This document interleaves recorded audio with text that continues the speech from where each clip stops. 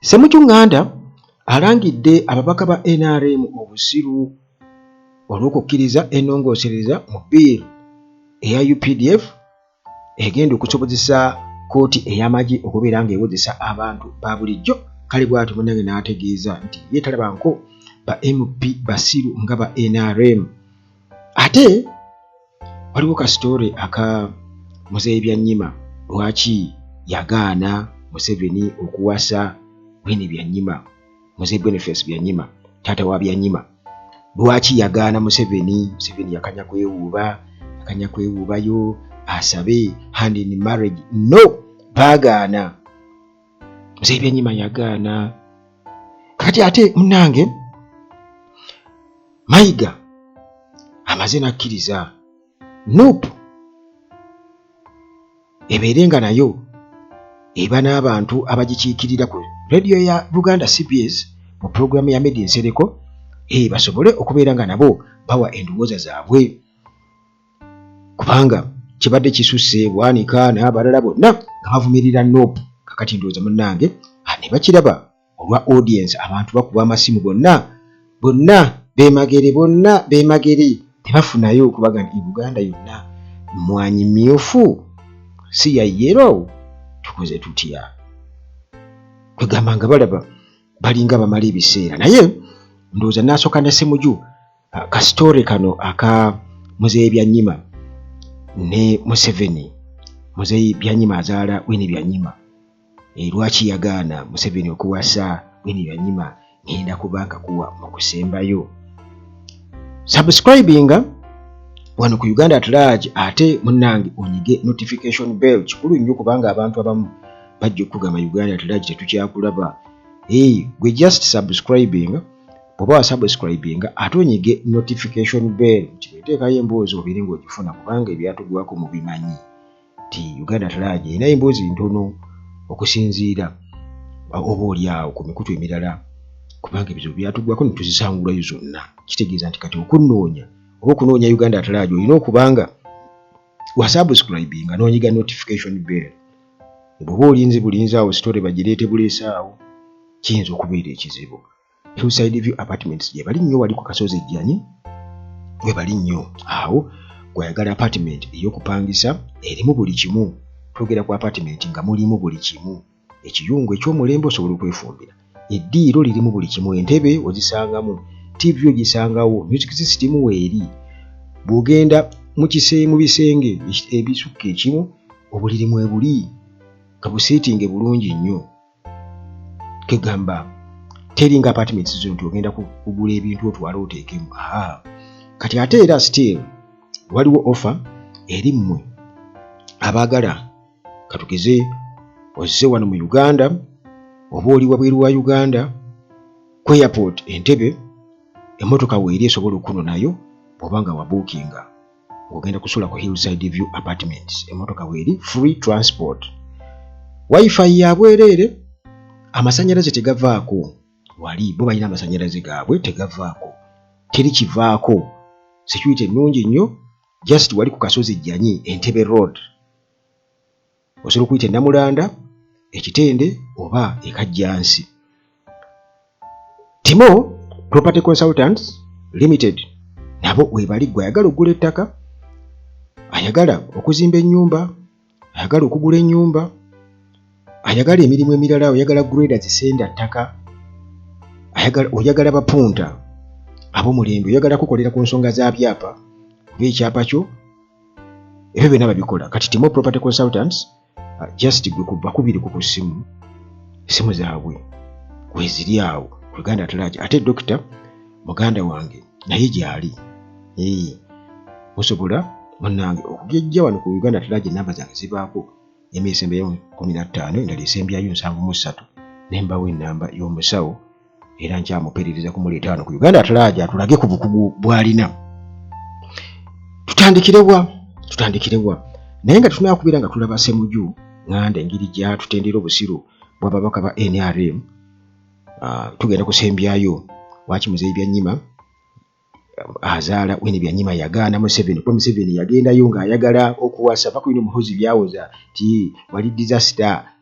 Muganda wange ennugu eriwo wakati wa Besigye ne Museveni eyinza okuba nga mpanvumuuko. Naye munnange waliwo ate amawulire amabi. Waliwo omuzannyi wano yafudde, muzannyi wa club eya Vipers abadde mu Nigeria, bamuyita Abubakar Lawal, yafiiridde wali ku Entebbe Road mu Kabenje. Kakati munnange ono abadde wano mu Premier League eya Uganda era ng'azannyira mu Vipers FC, abadde azannya mu makkati ne mu maaso awo. Lawal yafudde ku myaka mitono nnyo era yafiiridde mu kabenje ka mmotoka wano ku Entebbe Road olunaku olwa Mande ku makya. Afiiridde ku myaka 29 gyokka. Munnansi wa Nigeria ono munnange yajoyininga club eno ebeesinga wali Ekitende mu 2022 oluvannyuma munnange lw'okumala ndowooza myaka ng'ebiri kasukidde ng'ava mu AS eya Kigali. Kakati ono munnange azannyidde wano 2022 2023 mu Uganda Premier League era n'okubeera nti batuuse n'okubeera nga batwala ekikopo era nga yali goal difference ndowooza wakati wa KCCA ne Vipers be mbaseerabidde bakitwalirako goal difference. Kakati munnange season eno era azannye emizannyo matches nga 8 mu club eno ya Vipers. Bagamba nti yazaalibwa September nga 3 1995 yafudde February nga 24 ku myaka 29 munnansi wa Nigeria era nga abadde azannya mu makkati okussa ne forward. Yaleetebwa wano mu Uganda ba agents be baali ba Black Diamonds. Bw'atyo n'ajoyininga Vipers Soccer Club mu July 19 2022. Kitalo nnyo munnange bw'atyo omuzannyi mu myaka emito, talent eyo myaka egyo emito munnansi wa Nigeria bw'atyo bwe yafudde wano ku Entebbe Road mu Kabenje. Kakati munnange ago mawulire ga nnaku kitalo nnyo eri ttiimu eya Vipers okussa ne famire ye mu ggwanga erya Nigeria. Kakati Ssemujunganda agambye nti omusiru yekka oba abasiru bokka be basobola okukola kino. Ssemujunganda bw'atyo nga yeewuunya ababaka aba NRM mu Parliament olw'okuyisa etteeka eri abannansi erikisobozesa okuwezesa bannansi mu kkooti y'amagye erigenda okuviirako okwogesa bannansi mu kkooti y'amagye. Kati agamba nti abasiru bokka be basobola okukola ekyo, okubeera nga bakola ekyo. Kakati munnange mukuliramu ebitonotono ekibiina kiri mu buyinza ekya National Resistance Movement kino already kimaze okubeera nga kiyisa ennongoosiriza mu Uganda People's Defence Forces Act era nga bataddemu n'ekyokubeera nti nno kkooti ey'amagye efuna olukusa okuwozesa abantu aba bulijjo ba civilians. Kakati kino kireeseewo kwegamba okwewuunya naddala ku ludda oluvuganya gavumenti nga bagamba nti ne balooya era nga bagamba nti kyabulabe nnyo era nga eno step backward eri eggwanga lino bwe tuba twogera ku demokrasiya n'enfuga ey'amateeka. Eno step etuzizza nnyo emabega. Kakati omubaka owa Kira Municipality MP Ibrahim Ssemujunganda y'omu ku abo munnange abatunuulidde ekintu kino era n'okukivumirira. Ono avumirira nase kuvumirira ababaka ba NRM olw'okwapuruvinga okakasa ennongoosereza zino oba changes. Jukira nti basooka bill ne bagijjayo kubanga jukira nti bali bataddeyo bill kati byejje okubeera nti basivilian tebakkiriza okubeera nga bawozesebwa mu court martial ne basooka ne bagijjayo. Kati mu kugijjayo ne bongeramu ne bawagikamu n'ebyo kati ne bagizaayo. Kakati munnange Ibrahim Ssemujju Nganda agamba nti bano ababaka ba NRM mu bugwagwa tabalabangako kubanga basiru nnyo kubanga batuuse okubeera nga bandamayininga constitution. Ekikolwa kye baakoze kyakuyisa lugaayo mu constitution. Kati Ssemujju agamba nti ababaka bano babeera nga bakola ne General Museveni okusobola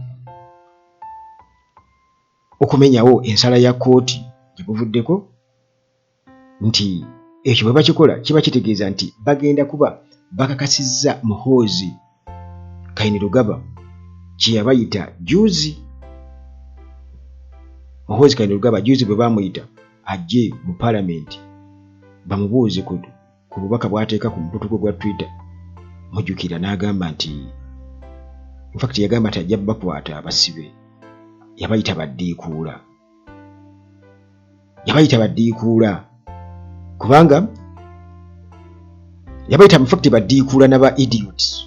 Yagamba nti bano ba clones and idiots, yabayita baddiikuula abasiru Muhoozi. Era nga okuwagira biiru eno ebiringa eyitamu kiba kitegeeza nti babeera bamaze okubeera nga bakakasa Muhoozi kye yabayita baddiikuula abasiru. Kakati Ssemujju Nganda agamba nti abasiru bokka bwe basobola okubeera nga baapuruvinga ekintu ng'ekyo oba bakakasa ekintu ng'ekyo tikigende mu maaso.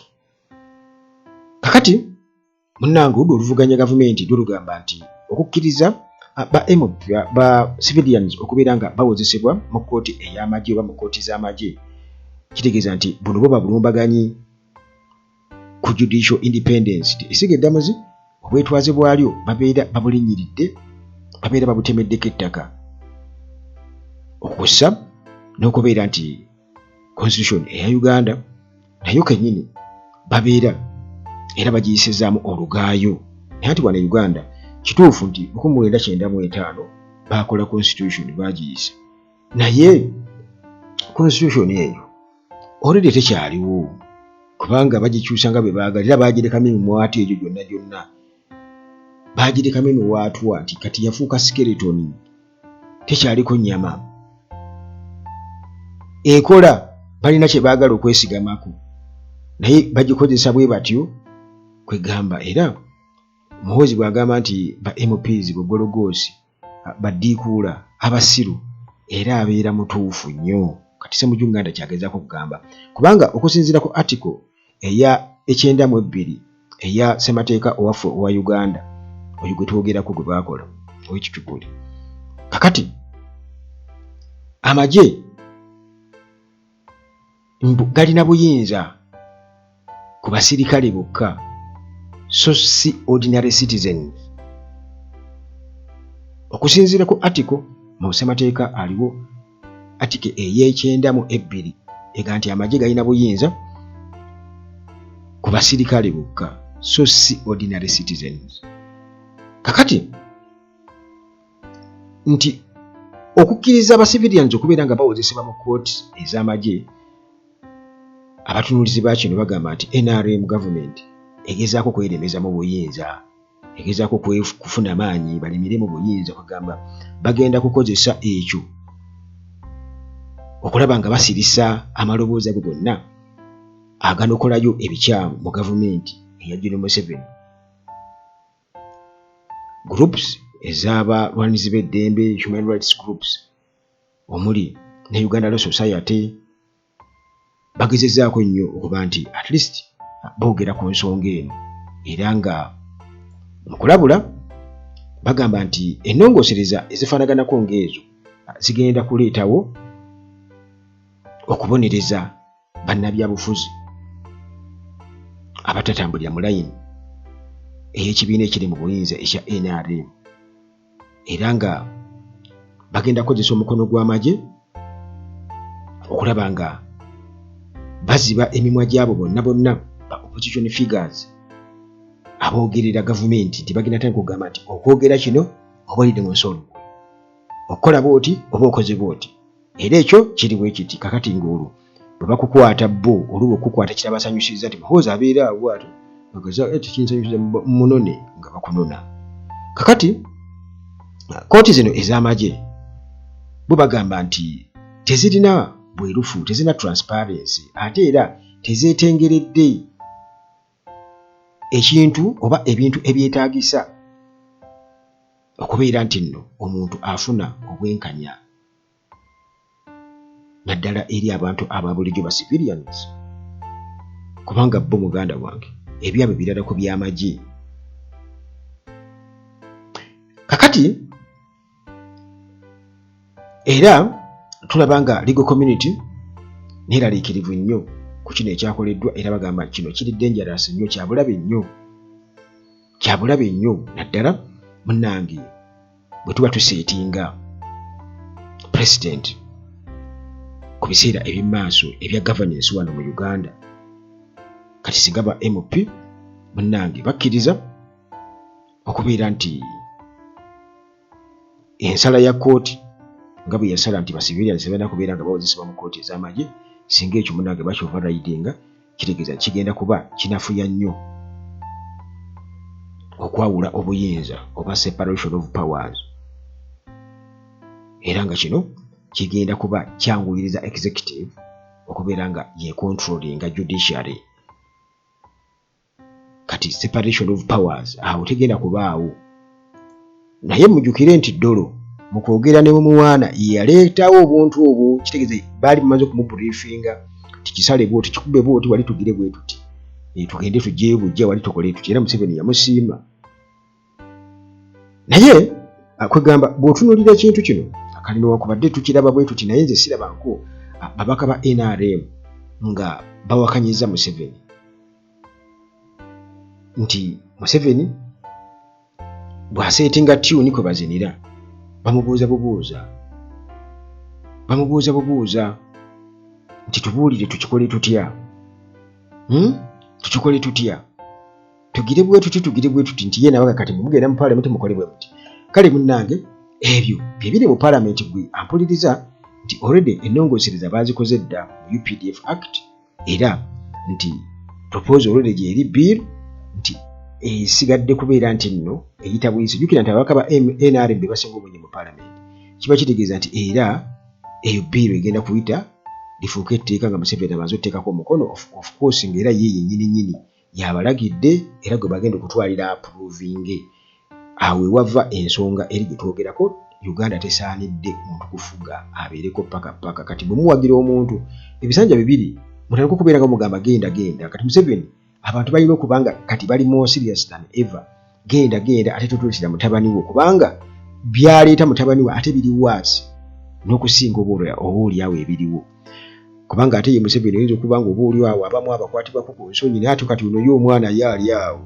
omwana wa daddy mami Uganda agiraba ng'ekyokuzannyisa nga bw'onoogulira omwana wo ekimotoka ekyokuzannyisa bw'agiraba bw'atyo so kireka eri mu nsonda osobola okukola otya kiddole osobola okimenyako omutwe bommotoka n'ogigulako omupiira okumotoka k'abaana ak'okuzannyisa era ensonga kyayogera byayogera kati emune nga tuvuddeyo ate tugenda kulaba Katikkiro Charles Peter Mayiga engeri munnange gye yagonzeemu agamba waayi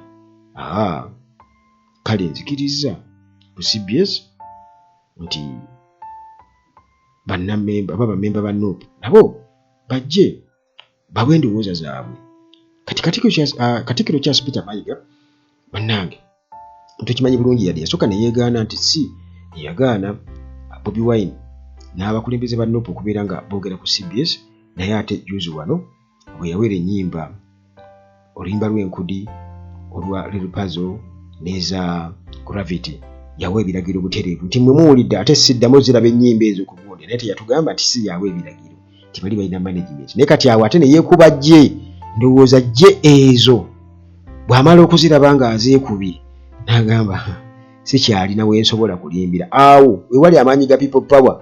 Kakati bw'atyo yalagidde CBS top management bategeeze Medi Nsereko ono nga akyaza bannabyabufuzi political moderator wa CBS nti awe invitation mu butongole eri leader of opposition Joel Ssenyonyi okukosa ne deputy we Waiswa Mufumbiro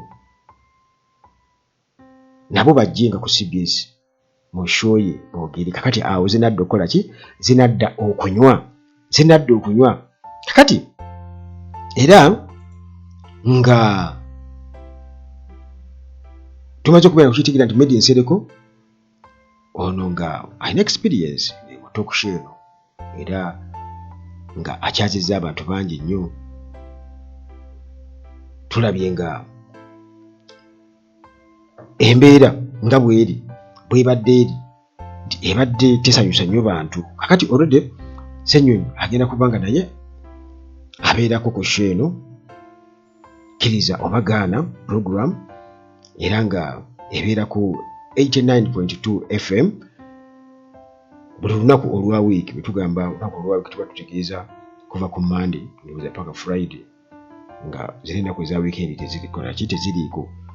Kakati olwo ate ku paalamenti yaffe olunaku lwa 6 tulindiridde oba Alex Waiswa Mufumbiro oba David Lewis Luwongoya okubeera nga babeerako ku paalamenti yaffe program era nga bano bagenda kuba munnange baddamu abasajja babadde bifudde omukoko Abedi Bwanika, Imamo Kasozi, Yusufu Nsibambi, Kasule Sebunya n'abalala abamanyikiddwa ennyo okubeera nga bawanda omuliro nga bavumirira Nope ne Robert Kyagulanyi Ssentamu.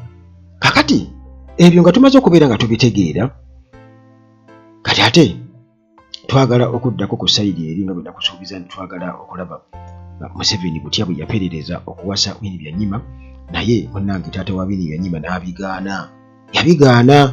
Tondeetera.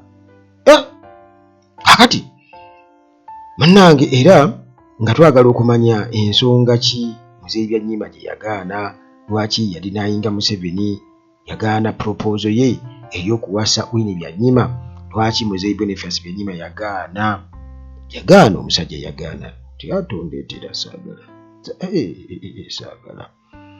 Kakati munnange njagala okimanye nti omukwano wakati wa Jeru Museveni ne famire ya Byanyima oba enkwatagana yaliwo era nga yalimu ebizibu. Kugamba omukwano gwaliwo mu byobufuzi okukosa n'enkwatagana endala, naye nga waliwo ebintu bingi nnyo ebyagenda mu maaso kubanga jjukira nti bano baali bamanyiganye okumalira ddala ebbanga eddene kuba Winnie Byanyima yatugamba nti yatandika okulaba Museveni ng'ajja ewaabwe nga Winnie Byanyima alina emyaka 3. Emyaka egi Museveni n'ajja n'atunula naga ng'era bw'omanyi bakatantazzi abayita ku kugamba yakula amulaba, kitegeeza nti yakula amulaba suna amabeere amulaba bwe bityo. Tuvuga nga tubagaye muhoozi nti kakati gwe biweeyingizaamu nga biwanvu tobimanyi. Sirika. Kakati munnange nga tuli mu senta eya story eno, Muzeeyi Boniface Byanyima ono omusajja aweebwa ekitiibwa mu byobufuzi bya Uganda era nga ye taata wa Winnie Byanyima. Tuzzeeyo mu history Winnie Byanyima bwe yayogera ku kitaawe luli waliwo abaamubuukira. Kati ate omugenzi omuyingiza otya mu bino muganda wange abirimu butereevu kubanga ebyafaayo bitulaga bwe bityo. Kakati nti omusajja ono ow'ekitiibwa era nga naye ekitiibwa kye akimanyi, yalinga akimanyi oba yafa. N'enzikiriza ze oba byakkirizamu mu byobufuzi munnange bino byamuleetera okugaana Museveni, okugaana ekiteeso kya Museveni kye yali aleese ku mmeeza ng'ayagala kuwasa muwala we azze amusabe nzikiriza mpase Winnie Byanyima babiyogeddemu eyo nga balavers dadi bwakkiriza kati ajja ayogera nanagira Muzeeyi Byanyima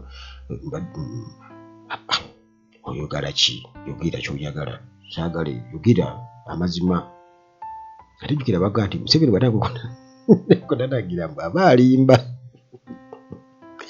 kakati ebyo muganda wange Muzeeyi Byanyima nti yasooka okusisinkana Museveni mu myaka gya 5 eyo 1905 Mbarara High School ate nga Muzeeyi Byanyima gye yali asomesa ng'omusomesa kati olwo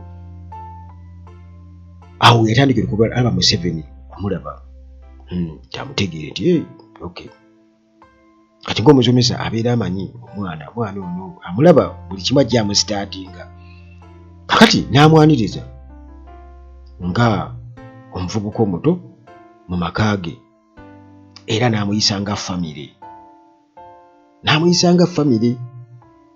kakati emyaka nga giyiseewo Museveni mu mbeera ye ey'okwagala okweyawula kwegamba okuba nga tategeerekeka Byanyima agamba nti yalinga ayagala nnyo okweyawula Museveni kwegamba nga tayagala ku associatinga na banne kino kyayitira Muzeeyi Byanyima okubeera nga yeekengera kati ajja amusitaadinga era emyaka bwe gyayitawo olwo ate enzikiriza z'ebyobufuzi nezitandika okubeera nga zibaawulira ddala mu myaka egy'ol1909 bano ababiri Muzeeyi Boniface Byanyima ne Museveni bonna baali obukubo bwe bakutte mu byobufuzi bwali bwa njawulo nnyo era ne kireetawo obunkenke bunene nnyo wakati w'ababiri bano twogera ku Muzeeyi Boniface Byanyima ne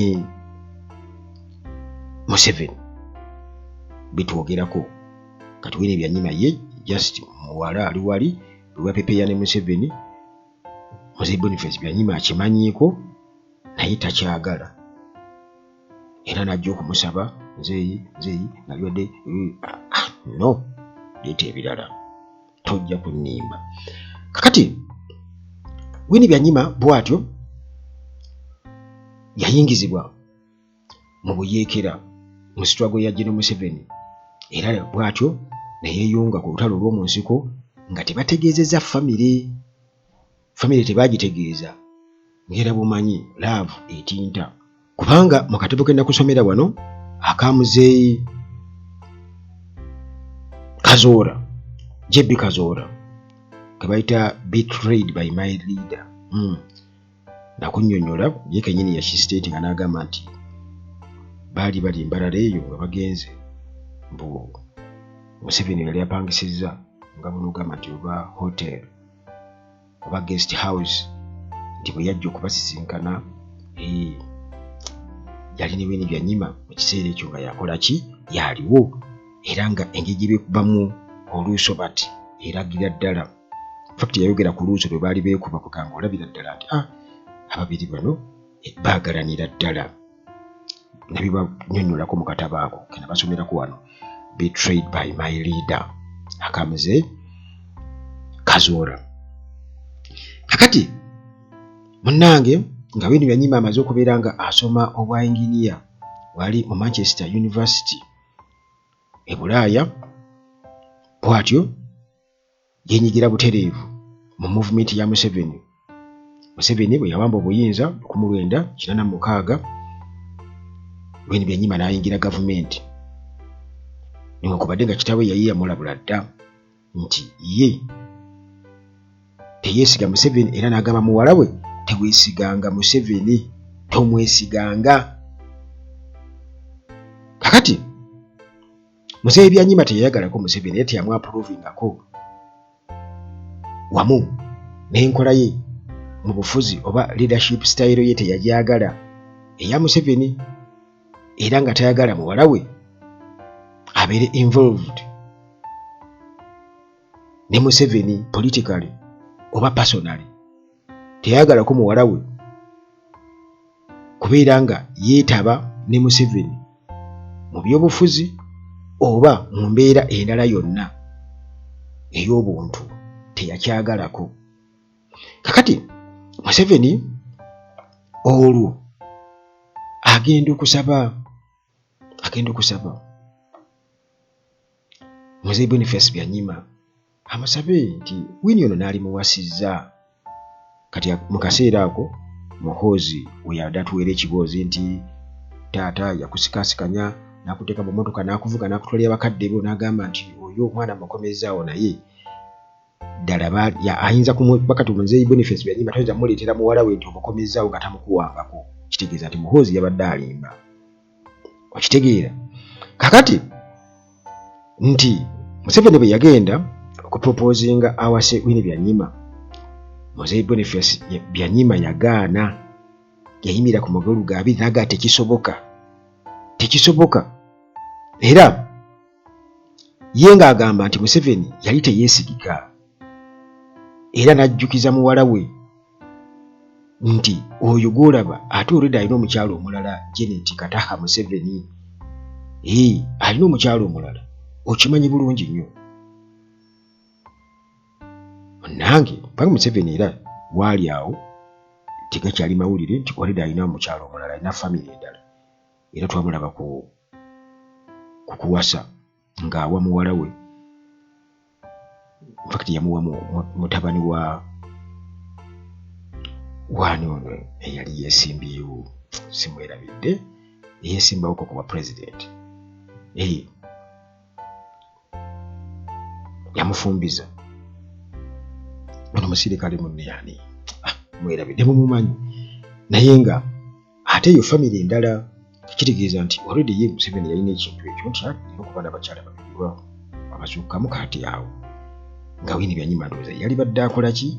Yali asiimye mu kaseera ako, era singa abaana abalina naki na Winnie Byanyima.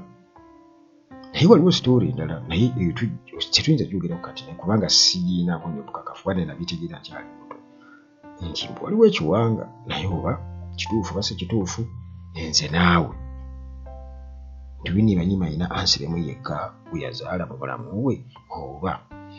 Naye on the other hand, credit gyempa Museveni kwe kuba nti baayagalana ne Winnie Byanyima mu biseera byabe nga bakyali bato, ate n'atamuyiwa, n'asobola okufeesinga kitaawe n'amusaba mu butongole. Taata wa Winnie Byanyima ye yagaana, naye bwe kijja kukobeera nti kuyiwa, nga bw'onoogamba nti omusajja w'omuvubuka yanjuwa namwiseganya, Museveni kitegeeza nti is not that type.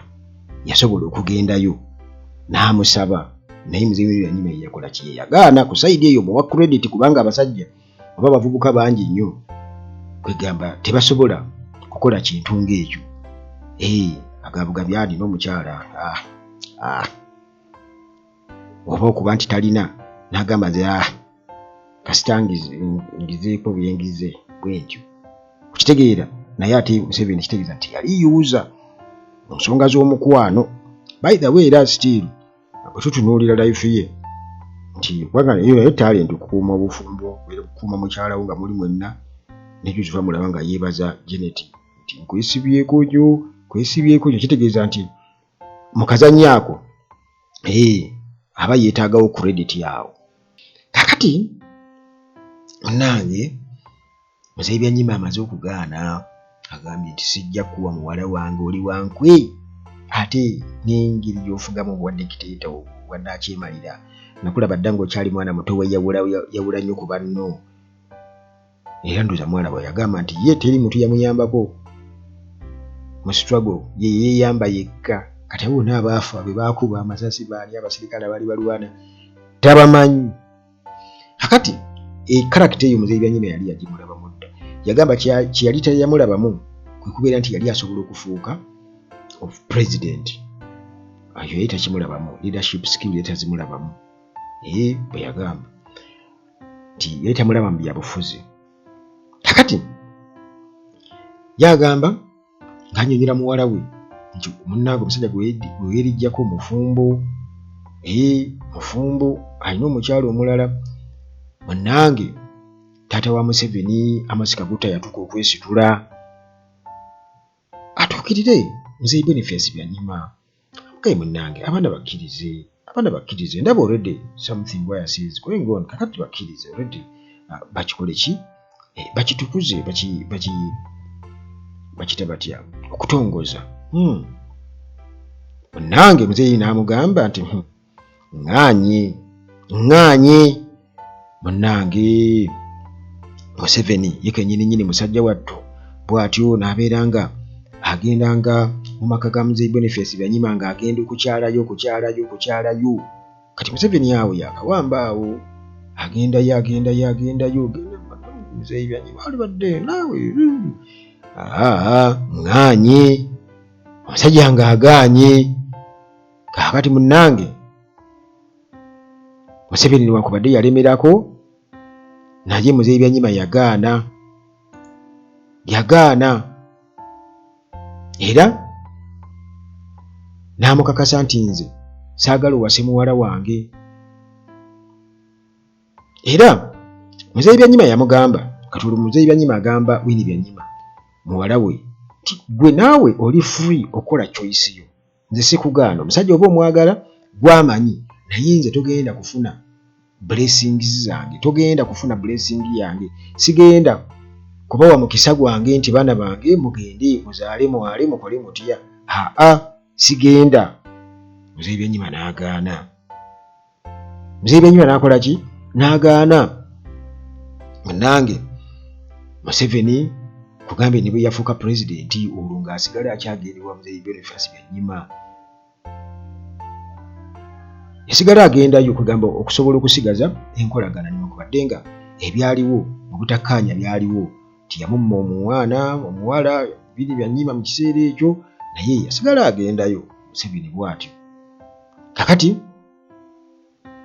munnange ebbanga nga liyiseewo wetwogerera essaawa eno Winnie Byanyima kati akimanyi bulungi nnyo nti eriiso ly'omukulu awaddugala bwe balaba kubanga tukiraba nti Winnie Byanyima takkiririza mu leadership character yajje ne Museveni era munnange nti Muzeeyi Byanyima bye yatunuulira mu Museveni yali yabiraba ate era nga ye musajja atagooka kuva ku principles ze na values ze ekiraga nti munnange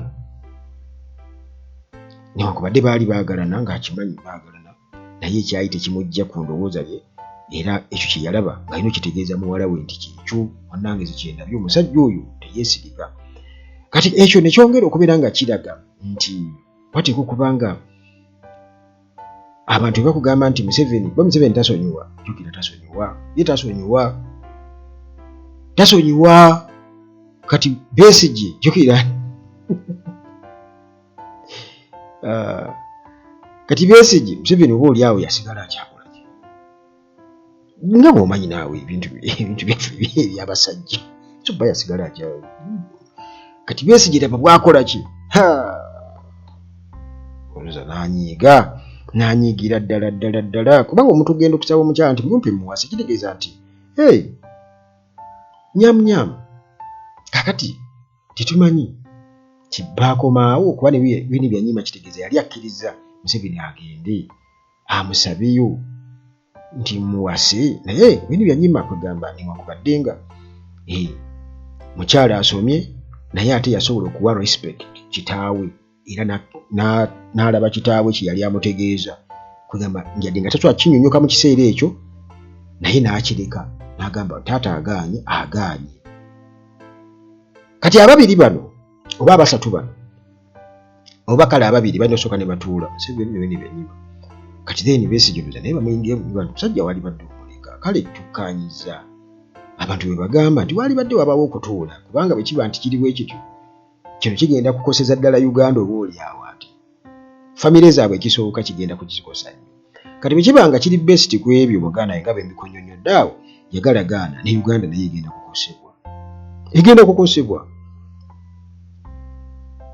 simanyi gwe bw'okiraba nti eri abantu abamu bwanjoga nedda naye nze nga akatono ke mmanyiiko experience akatono ke nnina mu nsonga z'obutakkaanya nti g'oyinza okulaba oba olwatika nga luzze mu kintu gwe n'olowooza lukomaawo kumbe lugenda okwabuluzaamu emmeeza mu myaka egijja oba ettaka okubeera nga libumbulukuka kati gwenzo galijja kubumbulukuka bubumbulukuse naye nga bwelina tukwira okubumbulukuka ng'ate kuliko abatuuze nga be baasenga ku kasozi ako kumbe kajjamukko ennyaafa nga ggwe oyinza okuba nga bukyali mwana muto wajja n'olaba enjatika ezo nga enjatika zino zaaki kumbe zikkirira ddala era zigenda kwabuluzaamu olusozi lugweno n'olwa lugweri